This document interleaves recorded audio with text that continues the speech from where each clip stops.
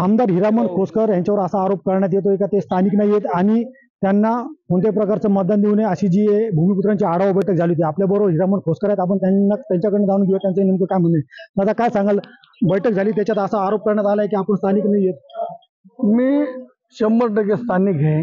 ज्यांनी आरोप केला त्याचं त्यांनी माझं गाव जाऊन बघावं। आडगाव देवळा मोठी ग्रामपंचायत देवळा आमचे पूर्ण भाऊबंद आहेत, आम्ही देवाऱ्यात आहे। आमचे आजोबा इकडे आले नाईकवाडीला आल्यानंतर 85 पर्यंत आमचा देवारा एकंदर व्हायचा। 85-86 आमचा देवारा अलग झाला।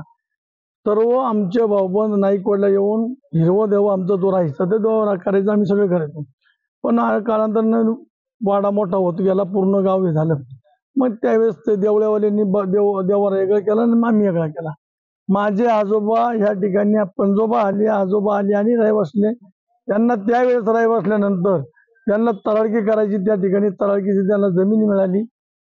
ज्या मंदिरामध्ये ते काही नवरदेव आल्यानंतर पाण्याचा हंडा शिदा ठेवायचे, त्याचा आगेस त्यांना जमीन मिळाली आणि ते राही बसले तिथं।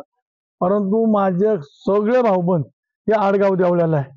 मी या ठिकाणी बाहेरचा नाही, ठीक आहे, बाकीच्या उमेदवार बाहेरचे असतील, पण ज्यांना काही त्यांना आम्ही भाऊबंदांना जाऊन विचारावं, भाऊबंदाला विचारावं हा खोसकर मुद्दाम सांगतो का हा देवळ्याचा आहे। आज माझा भाऊबंद कमीत कमी तिथं 500 ते 1000 लोक त्या ठिकाणी एवढा मोठा उमरा आहे आणि ते आम्ही एका देवाऱ्यातले। बाहेरचे कोण गावित मॅडम असेल व कोणी सांगत असेल, परंतु मी स्थानिक त्र्यंबक तालुक्यातला आहे, आडगाव देवळ्याचा आहे। माझे आजोबा आले इथं आणि आमचा देवारा 86 पर्यंत आमचा देव कार्य एकंदर राहायचं। त्यांचं असंही म्हणणं आहे की आपण आदिवासी समाजाप्रती आजपर्यंत कुठली कामं केलेली नाही।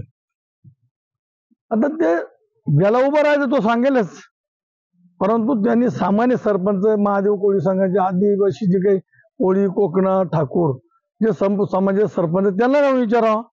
आपण यांना विचार शेवट मला उभं राहायचं मी आरोपच करणार आहे, पण खरोखर त्या कामं केले नाही की समाजाचे केले हे स्थानिक कार्यकर्त्याला, स्थानिक सरपंच असेल उपसरपंच, जनतेतून येणारा सरपंच निवडणार त्याची तुम्ही मुलाखत घेतली पाहिजे का बाबा आमदारांनी कामं केले किंवा ग्रामपंचायत सदस्य असेल, पोलीस पाटील असेल, आदिवासी सोसायटी डायरेक्टर असतील, सदस्य असतील, चेअरमन असेल, अशा लोकांना विचारायला पाहिजे।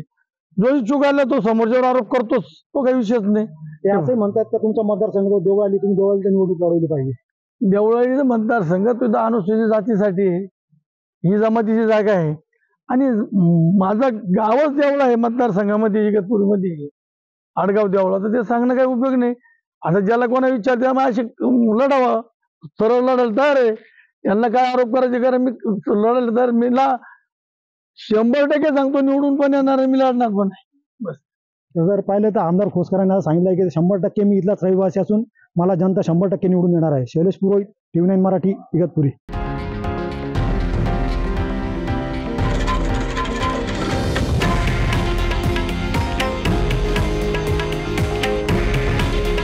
हे आहे देशातील नंबर 1 न्यूज नेटवर्क आणि आपण पाहत आहात TV9 मराठी। काळजी तुमची, हित महाराष्ट्राचं।